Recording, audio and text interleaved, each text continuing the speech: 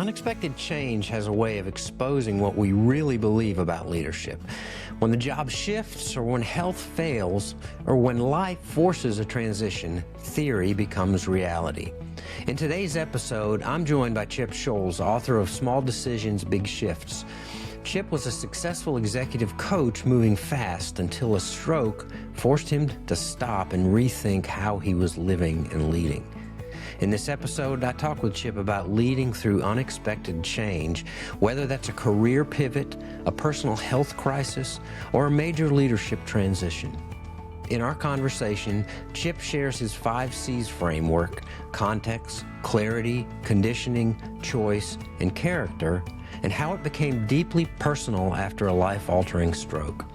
If you've ever wondered how to stay grounded when everything feels uncertain, or how small decisions can create meaningful transformation, this conversation will give you practical insight and perspective. Let's dig in. Welcome back to the Modern Leadership Solutions podcast. I've got a really good interview today. I'm talking with Chip Scholz about a book that he's read, a book that he's written, and some of his experiences. Chip, welcome to the show. Thank you for joining us. Tom, thank you so much for the invitation, and I really appreciate it. I'm honored to be here. Well, I'd like to, before we get too deep into this theme of leading yourself or leading through unexpected change, I think it's important to get some background on how you came up with this theme that we're going to be talking about in the book and all that. So if you wouldn't mind, just give our viewers or listeners a little bit of background into what got you to this point. Tom, we change all the time, don't we? You know, and as much as you would like to think that nothing changes from day to day or week to week or month to month, everything changes.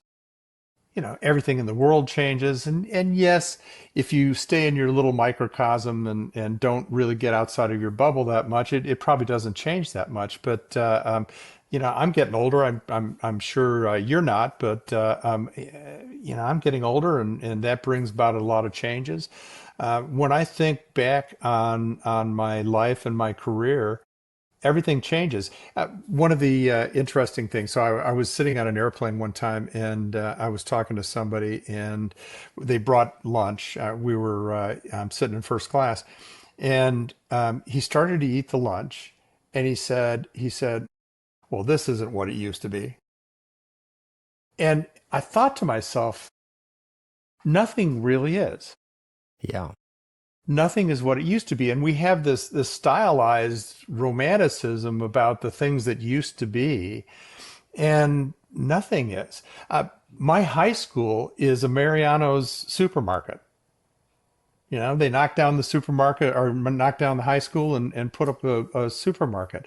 You know, several of the houses that I've lived in are no longer there. Nothing is the same way as it used to be.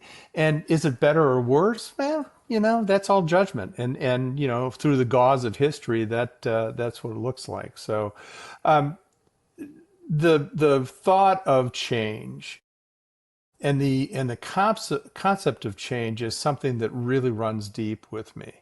And so, you know, the book is really my attempt to codify some of my leadership philosophy. And I use the framework of the 5 C's, context, clarity, conditioning, choice, and character to do that. What was interesting to me about that was the fact that you've had this concept. You started working on this framework a long time ago, Yeah. and it took on new meaning as you went through the changes in your life. Yeah. Yeah. Well, the first big change was I was a lobbyist in a former life. I worked for a company on the West Coast in LA, and the company doesn't exist anymore. It was BFI, the trash company. And in May of '98, I got laid off, and I called home, and my wife said, "Well, what are you going to do? What do you want to do?" And I said, "Well, I don't know what I'm going to do specifically, but I don't want to do it here." But I had learned that, you know, I'm pretty good on my feet. Was going to have I was going to do something that involved public speaking and being able to do things that way. I know that I wanted to work for myself because I don't want to get laid off again. I wanted to, I've tried to lay myself off over the years, and that just really hasn't worked. And so, I was building a business and building a life, and trying to figure out what that all means in a new city. So we moved from LA to North Carolina in 1999, and I started a business from scratch. I started a business that relies on contacts with no contacts. Where I had a Rolodex that would choke a horse on the West Coast, that doesn't translate three time zones away.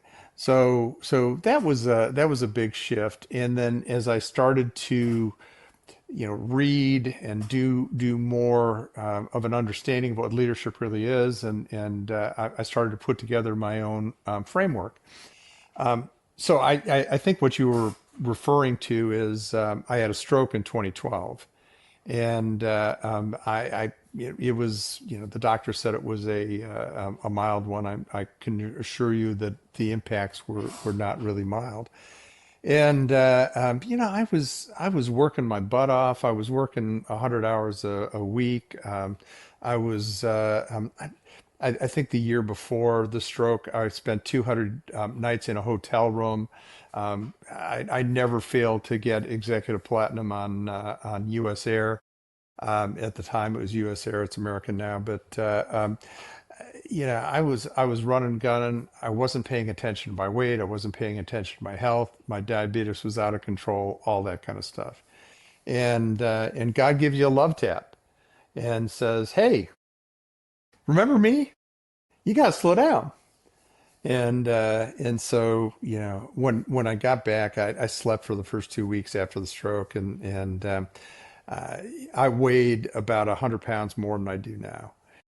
And so I started walking, and at first I could barely walk around the block, and then started walking.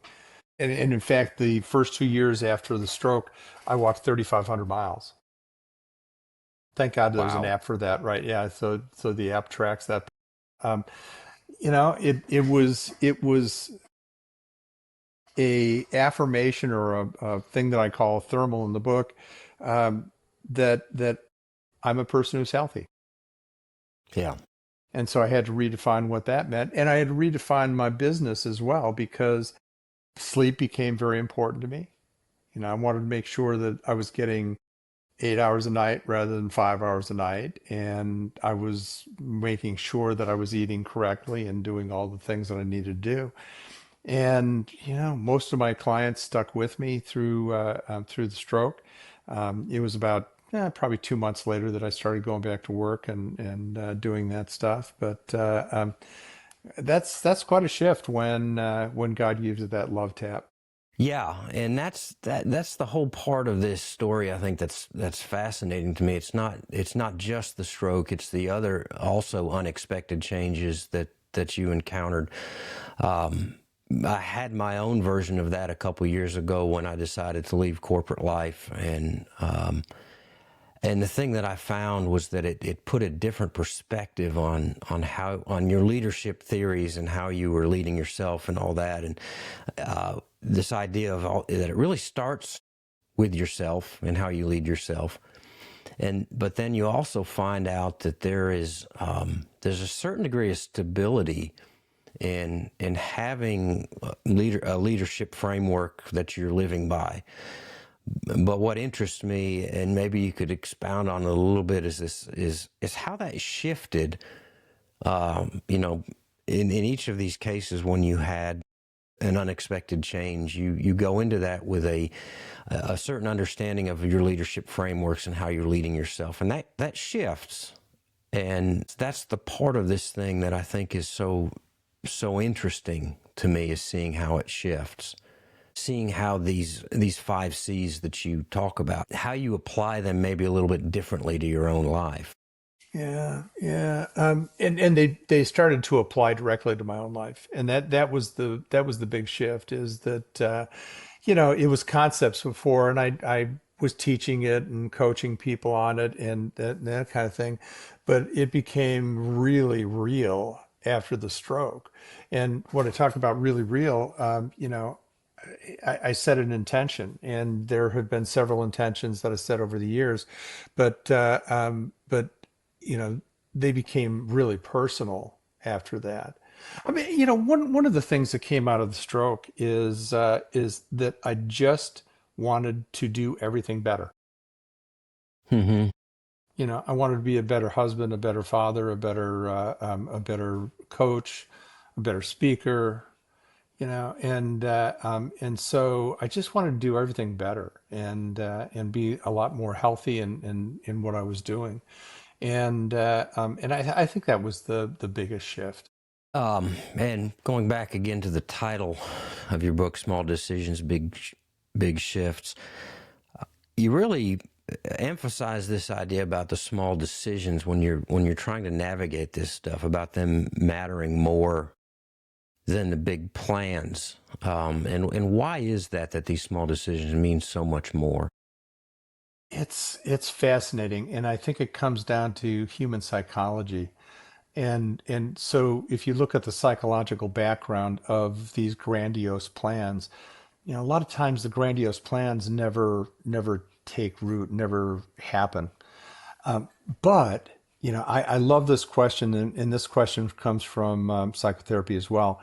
Is if you wake up tomorrow morning and something has changed, what is it? So if there's one small change that you recognize, and it doesn't matter whether it's relationships or quitting things, quitting smoking, or if it's being healthy or whatever, but what one decision have you made that has made a difference that day? And what happens is it's how first of all, you take your wins where you can get them, but it's how do you compound those small decisions? It's Yeah. if you're losing weight, it's okay. So the decision is to have an ice cream or have a yogurt, and it's a small decision, and it probably doesn't mean a lot in the grand scheme of things. Oh yeah, but it does because it's that small decision that gives you that victory, that win, that takes you to the next level. So one of the concepts in the book is the concept of waypoints. Waypoints. I have this thing called a waypoint sheet, and a waypoint sheet recognizes that we are really good goal setters, but really crummy goal planners. And so the waypoint is a way of planning out the actions and the behaviors that you're going to do to bring the waypoint or the goal into fruition. And I think it's really important to say, okay, so you know, I have an intention of losing, or I have an intention of weighing 210 pounds, Yeah. which might be a real stretch for me. Anyway, so what are the things that I'm going to think about? What am I going to think about in terms of time, talent, treasure?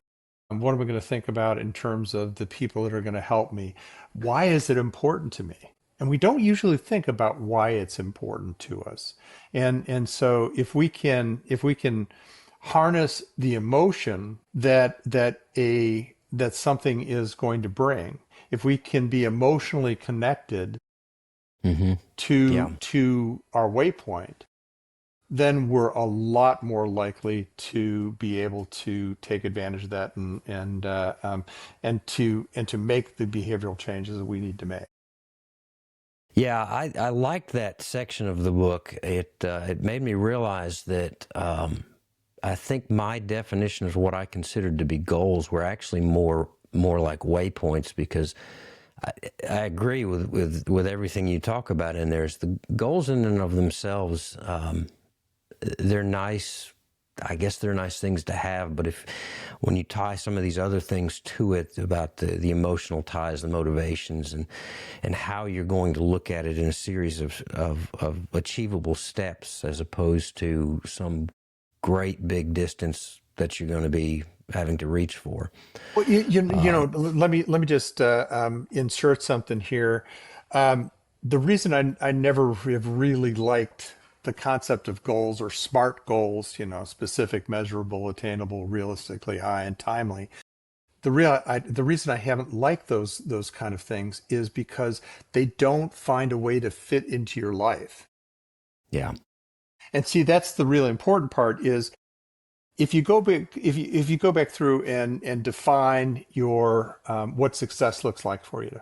My grandmother had a great saying. She said, "Money only makes poverty more bearable."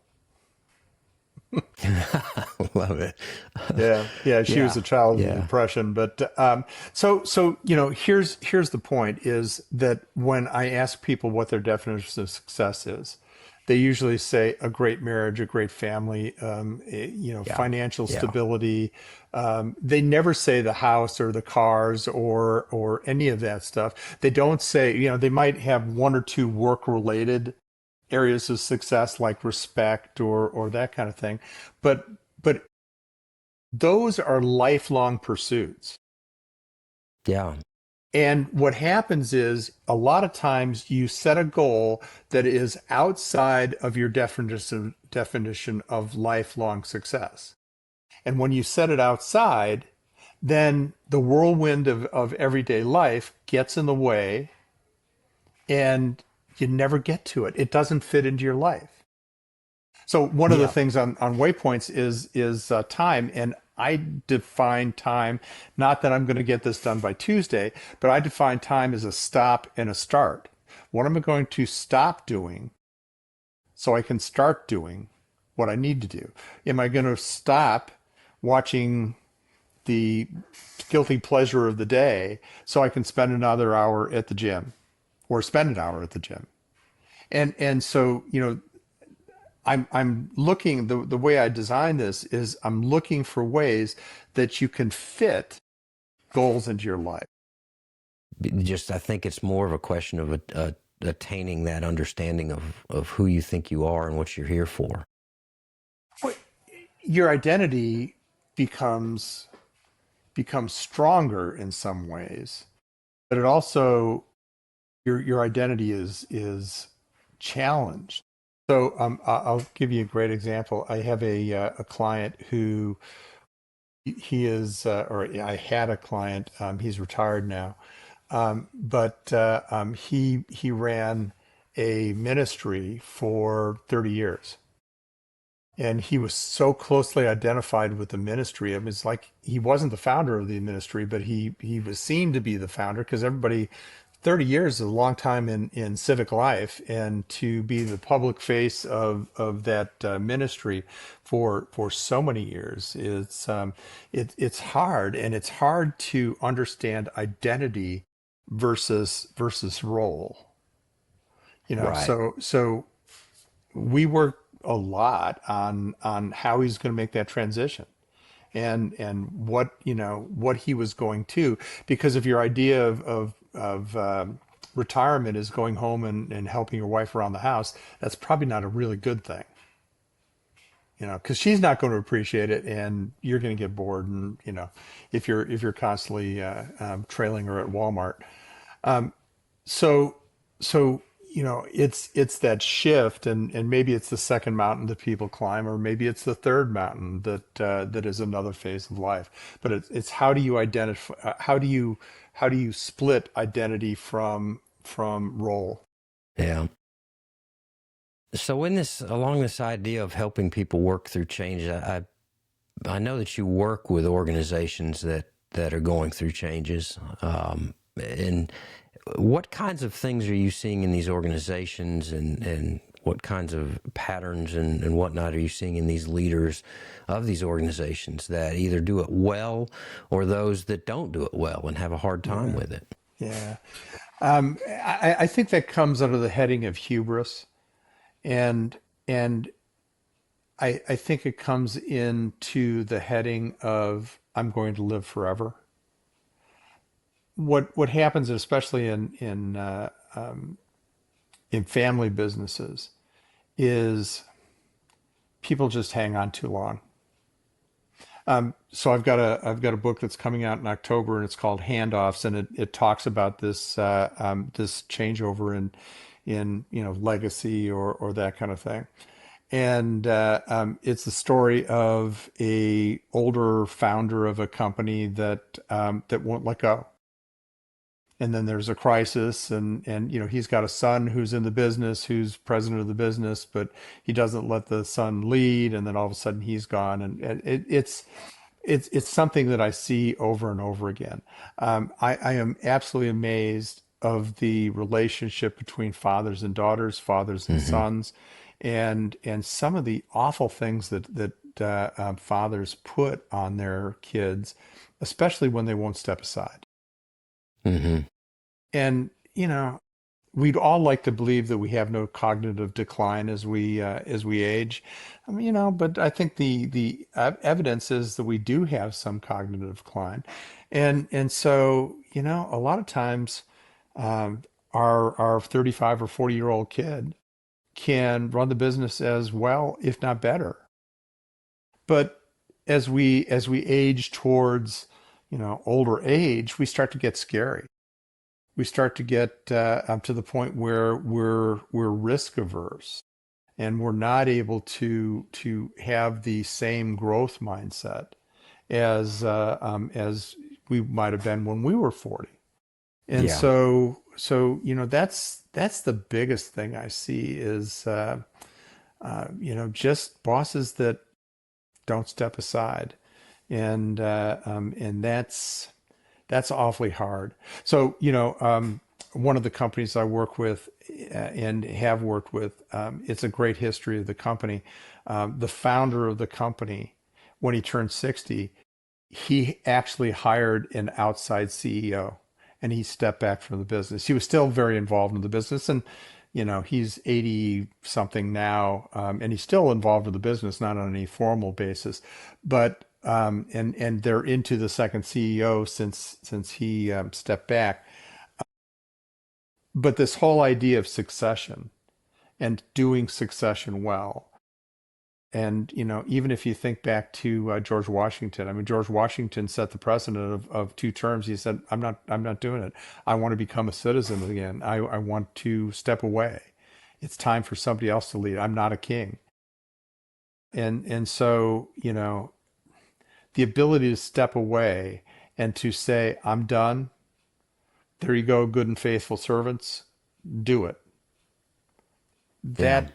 That messes up more companies than I care to admit. Yeah.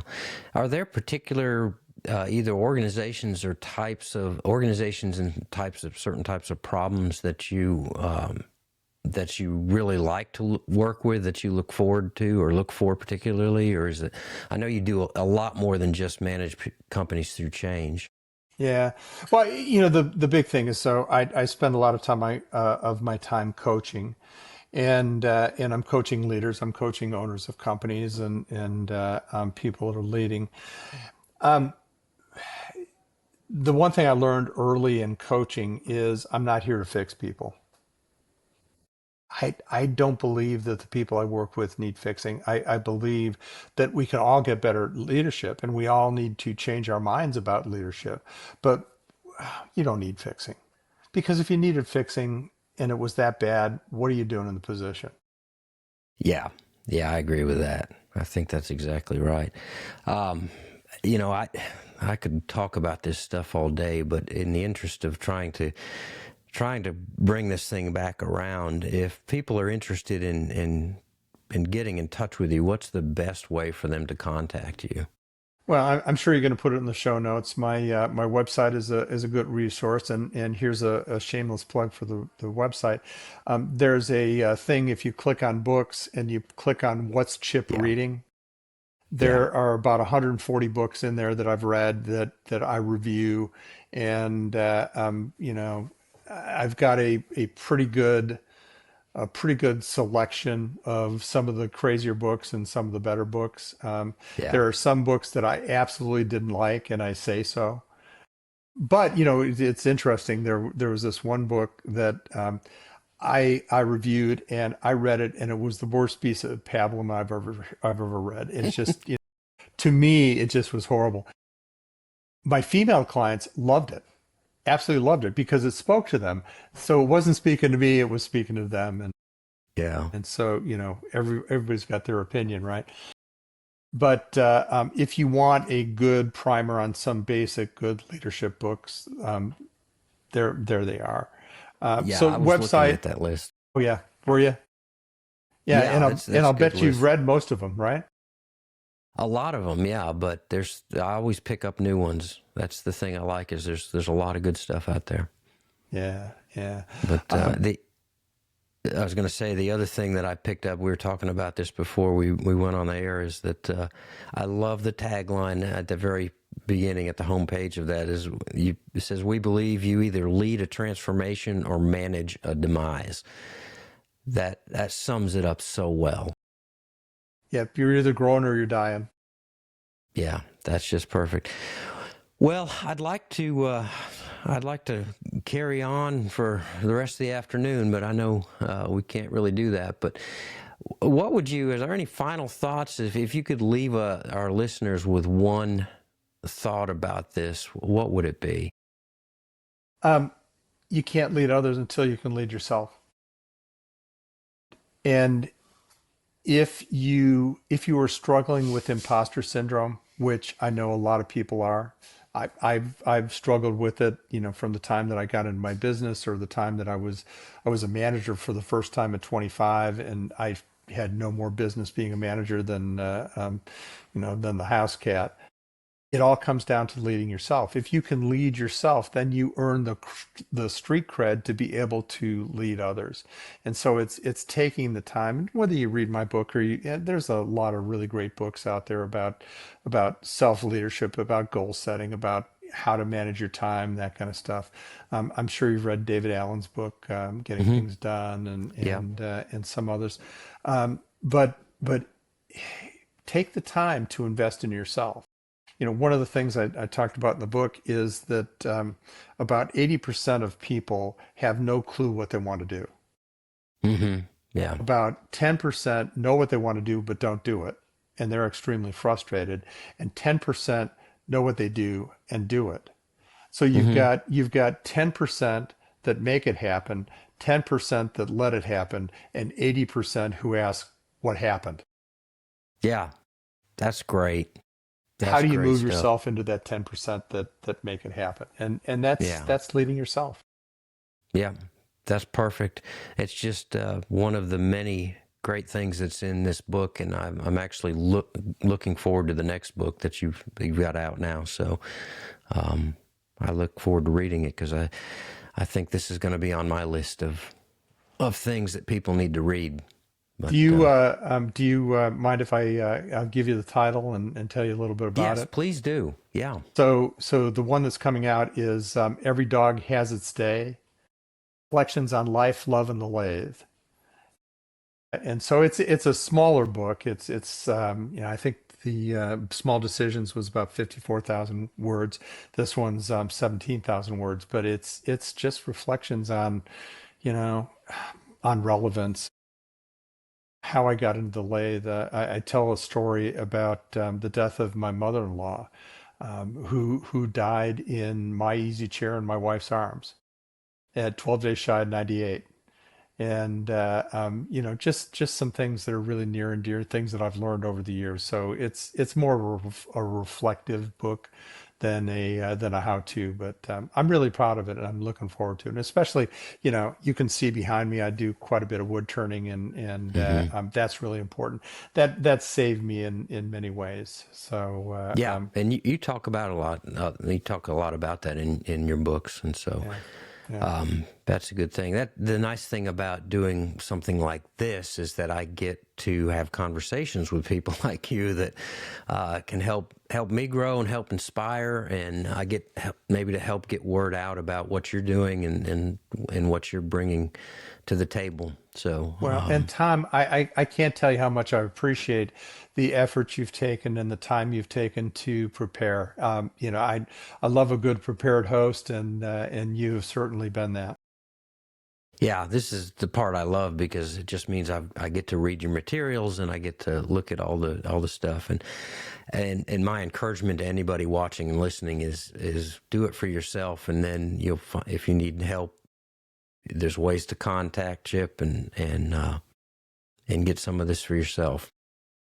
Yeah, absolutely. Well, thank you for joining me today, and we look forward to maybe talking with you in the future. I love that, and thank you for your time. So as we've talked about, unexpected change is inevitable. The real question is whether you manage it or whether you lead through it. In this conversation, Chip reminded us that leadership starts with self-leadership. Small daily decisions compound. Waypoints matter more than grand plans. And real success isn't about status, it's about clarity, meaning, and character. If this episode helped you think differently about change in leadership, share it with another leader who needs it. You can find more information about Chip and what he does in the show notes. Be sure to subscribe to Modern Leadership Solutions so you don't miss future conversations designed to help you lead with clarity, intentionality, and confidence. And remember this: effective leadership is intentional.